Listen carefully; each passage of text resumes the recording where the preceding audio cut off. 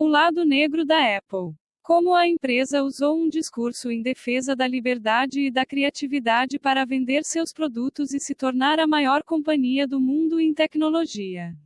E como esse mesmo discurso rebelde mascara uma política autoritária e baseada na censura.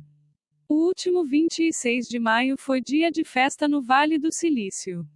A Apple havia acabado de se tornar a maior companhia de tecnologia do mundo, desbancando a Microsoft do primeiro lugar.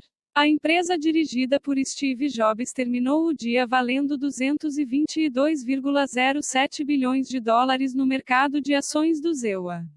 No mesmo dia, do outro lado do mundo, um chinês de 23 anos de idade se jogava do 7º andar de um dormitório em Shenzhen, na China. Era o 10º empregado da fábrica Honhai a cometer suicídio em 2010.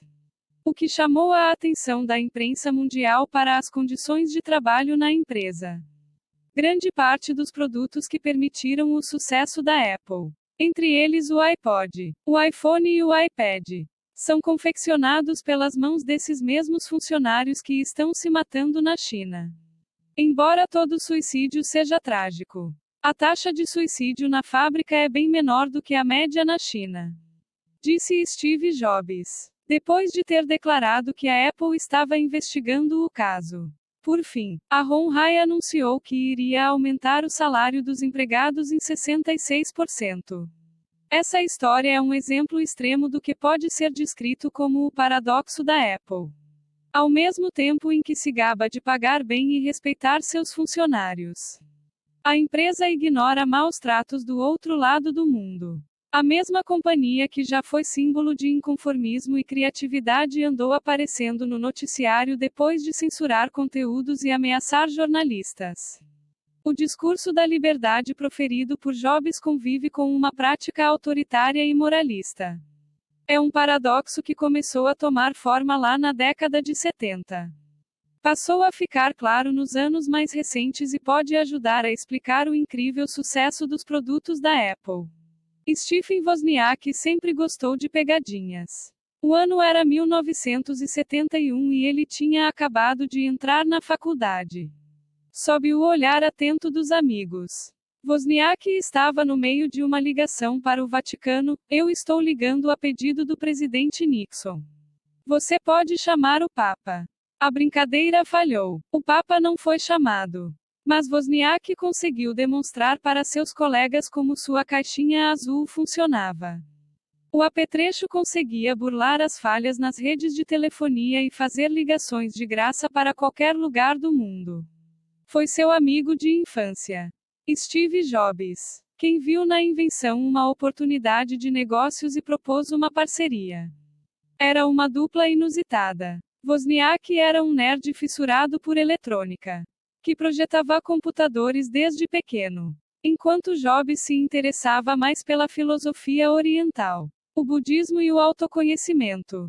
Ele já havia viajado até a Índia em busca de gurus, experimentado drogas como LSD e adotado uma dieta vegetariana. E aqueles dois cabeludos, vendendo caixinhas ilegais, foram o embrião do que viria a se tornar a Apple. A Apple nasceu no espírito livre dos anos 70. Tratava-se de uma companhia ousada, que defendia uma filosofia nova, a dos computadores pessoais. Eles queriam enfrentar a IBM, que representava o poder centralizado e monopolista.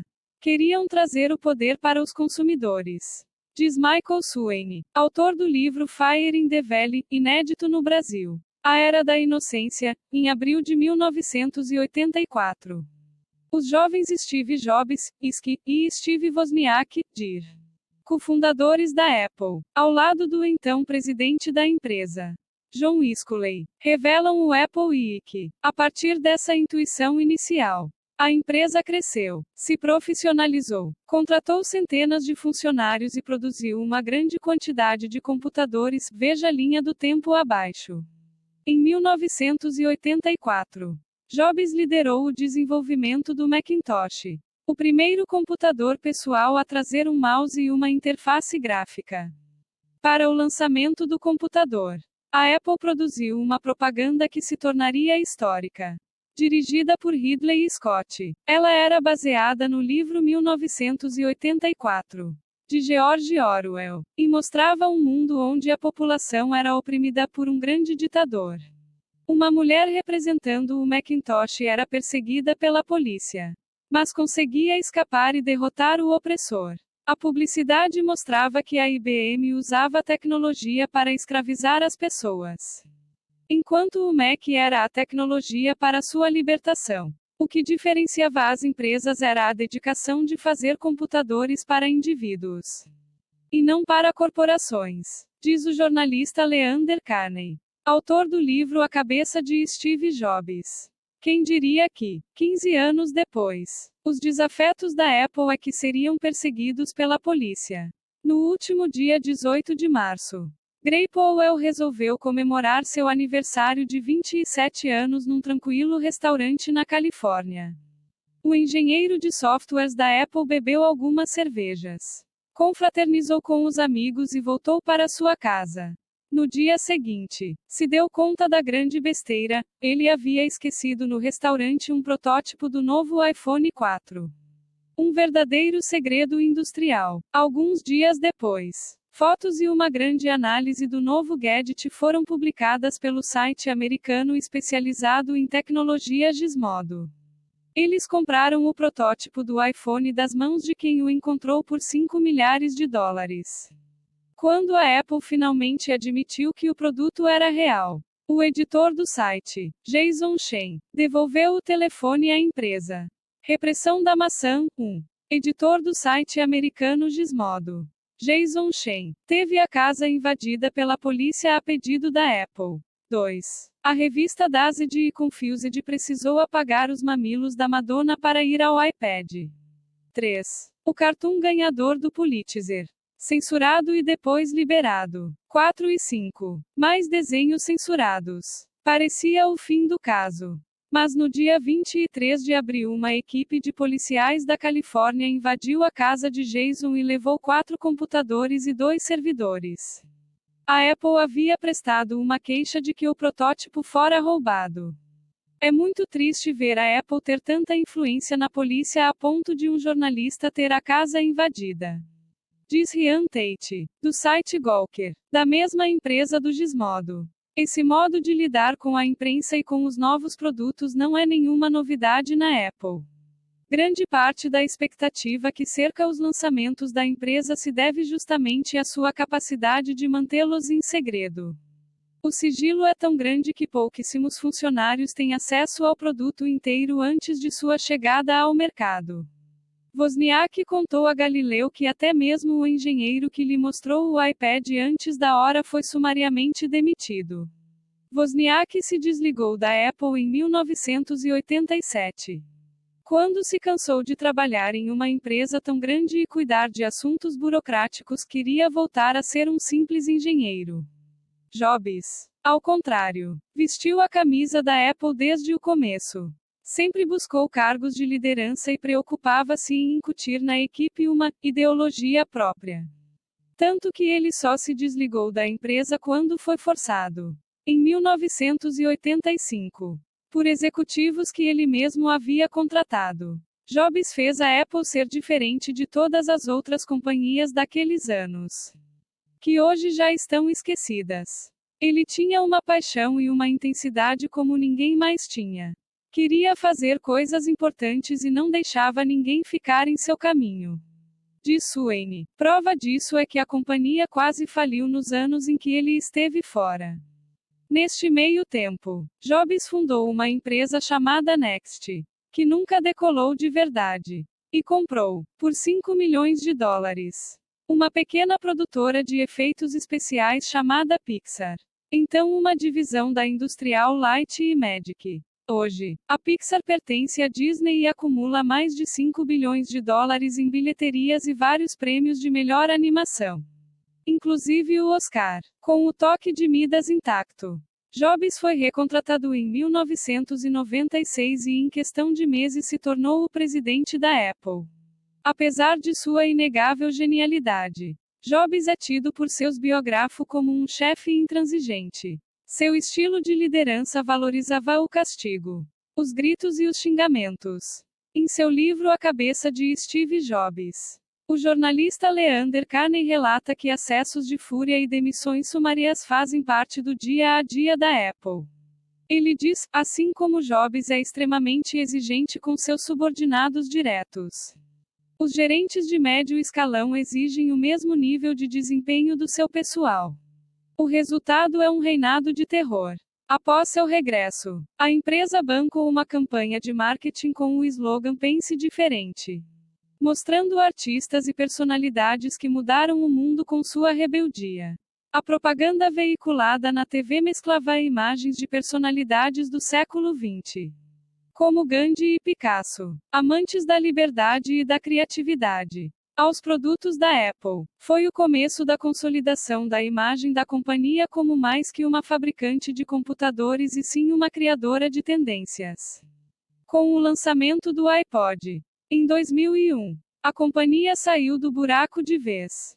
E ninguém mais pôde pensar diferente. O lançamento do iPad no começo deste ano coroou uma bem-sucedida linha de produtos. O próprio iPod já havia vendido mais de 260 milhões de unidades. O iPhone passou da casa dos 5 milhões e o iPad, em apenas 2 meses, alcançou a marca de 2 milhões de unidades comercializadas. O prognóstico de vendas do iPhone 4, lançado no último dia 7 de junho, é de 24 milhões de aparelhos até o final do ano. Mas, na opinião de especialistas, esses produtos representam um retrocesso para aqueles interessados em produzir conteúdos. Eles lidam com o desenvolvimento de aplicativos para iPhone e iPad de modo ditatorial e autoritário. O processo pelo qual um aplicativo é aprovado é extremamente fechado. Diz Ryan Tate, do Gawker. Uma nova regra estipulou que todo aplicativo, para ser aceito, deveria ser desenvolvido numa das linguagens de programação adotadas pela Apple. Isso impede que programas desenvolvidos para outros smartphones possam ser adaptados para o iPhone. Ou seja, todo software tem que ser pensado para rodar exclusivamente na máquina da Apple. Não parou por aí. A empresa começou a banir aplicativos não só por causa da linguagem, mas também por seu conteúdo. Em fevereiro, a Apple tirou de sua loja virtual, a App Store, mais de 5 mil aplicativos, alegando que eles traziam conteúdo pornográfico. Depois disso, as versões digitais de inúmeras revistas comercializadas por meio do aplicativo Zinio, uma espécie de banquinha virtual, passaram a ser censuradas, como a Maxim, a Vogue e a Playboy. A Dazed e Confused foi obrigada a apagar os mamilos da Madonna para que a revista fosse aprovada pelos censores da Apple. Ryan Tate conseguiu trocar alguns e-mails com Steve Jobs sobre o assunto. Ele defendeu muito enfaticamente a censura e a restrição de conteúdos. Ele foi moralista e falou em proteger o mundo contra aplicativos ruins e a pornografia. Qual é o problema nisso? Afinal, toda empresa tem o direito de decidir o que pode ser vendido em sua loja. Não é. O problema é que o aplicativo censurado na App Store fica sem alternativas para chegar aos iPhones e iPads dos usuários. Na prática, os funcionários de Jobs é que escolhem o que você pode ou não consumir, abrindo precedentes perigosos que podem rapidamente se transformar em censura. Os temores foram confirmados quando a Apple resolveu banir de sua loja desenhos de 3 cartunistas americanos. Um dos censurados foi Mark Fiore, premiado dias antes com o Pulitzer, o maior prêmio de jornalismo do ZEWA, de melhor cartoon editorial. A pressão foi grande e Fiore voltou à App Store. Mas os desenhos de Dario Cagli, que publica seus cartoons no site MSNBC, continuam vetados. Ryan questiona os limites da censura na Apple. O cartoon é a forma mais pura da liberdade de expressão. A Apple não quer que ridicularizemos pessoas famosas. Uma ditadura não faria melhor. Ridicularizar pessoas famosas, aliás, é o trabalho do comediante Jon Stewart, apresentador do programa Daily Show. E Jobs foi uma de suas vítimas. Apple. Vocês eram os rebeldes, os oprimidos. Nós acreditávamos em vocês. Lembra de 1984? Daqueles comerciais incríveis sobre superar o grande irmão. Olhem-se no espelho. Não era para ser assim. Era para os caras da Microsoft serem os bandidos. O programa de televisão de Jon Stewart é bastante influente entre os intelectuais e liberais americanos. Obama foi entrevistado por Stewart diversas vezes. Isso pode dar uma ideia de como a imagem da empresa, e de Jobs, está se deteriorando. A reação de Stewart é um indício de que até os fãs da maçã estão caindo na real, apesar do belo discurso. A Apple não é muito diferente de todas as outras grandes empresas americanas. Hoje ela se parece muito com a Microsoft. Diz Michael Sweeney. Tem poder e o usa sem misericórdia. Processando clientes e destruindo outros negócios. A arrogância é a mesma. Bem ao gosto orientalista de Jobs. A história da Apple parece seguir na base do yin e yang. A liderança arrogante, insensível e autoritária consegue tirar o máximo de criatividade e dedicação de seus funcionários. O perfeccionismo exacerbado e o sigilo absoluto convivem com os melhores e mais bem desenhados produtos eletrônicos. O exclusivismo egoísta ajudou a companhia a proporcionar a seus clientes experiências únicas. Os atuais excessos só chamam a atenção para algo que sempre existiu. O lado claro da Apple. Com produtos geniais como o Mac e o iPod. Sempre dependeu do lado negro para existir. Em 3 décadas, a Apple deixou os ideais libertários para trás e adotou a censura como política empresarial. Qualquer um pode desenvolver softwares para o computador e a placa de circuitos que pode ser modificada pelo usuário o quanto ele precisar. O Macintosh é o primeiro computador pessoal com interface gráfica e mouse. Um comercial clama os usuários a se revoltarem contra a opressão das grandes companhias. O computador é o primeiro da companhia a vir com o gabinete selado, impedindo qualquer modificação no hardware. Depois de um grande declínio da Apple, Jobs é recontratado e vira diretor da Apple. É lançada a campanha Think Different. No começo só funcionava em computadores da Apple, mas a empresa liberou seu uso em PCs. Ainda depende do iTunes. A campanha Get a Mac, que enaltece os produtos da Apple em relação aos PCs. Ajuda nas vendas dos novos MacBook Pro e Mac Pro. Os computadores só aceitam os componentes certificados pela Apple. Mas a criação de programas é livre. A restrição a certos conteúdos e a certas linguagens de programação bloqueia uma grande parte do conteúdo que poderia estar disponível. O iPad é aclamado como um produto revolucionário, que pode mudar o modo como as pessoas se relacionam com as mídias. A empresa censura conteúdo editorial das versões para o iPad de revistas como a Vogue, Dazed e Confused e Playboy. As restrições não têm critérios claros. Acionar a polícia para invadir a casa de Jason Chen foi desnecessário. Acho que a divulgação do novo iPhone foi um caso muito pequeno. Mas a Apple demitiu até mesmo o engenheiro que me mostrou o iPad antes do lançamento. O bonachão Stephen Gary Wozniak, 59 anos, mais conhecido como Steve, fundou a Apple junto do outro Steve, o Jobs, em 1976. Os dois transformaram a Apple em sinônimo de computadores pessoais amigáveis, bonitos e fáceis de usar.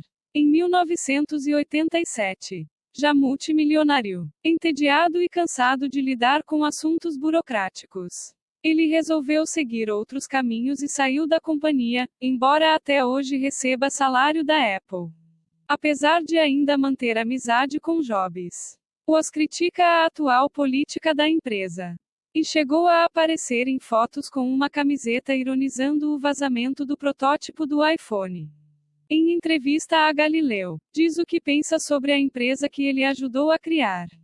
Stephen Wozniak, começar a companhia não foi uma ideia contracultural. Eu tinha desenvolvido um produto muito bom, o Apple I, que podia nos dar dinheiro. Começamos sem grana nenhuma. Fazíamos as coisas de modo diferente e não seguíamos as regras impostas, nem sabíamos quais eram as regras. Além disso, Jobs precisou bolar motivos para as pessoas comprarem nossos produtos. Tivemos que nos colocar como diferentes. Desafiar o modo como as coisas eram feitas.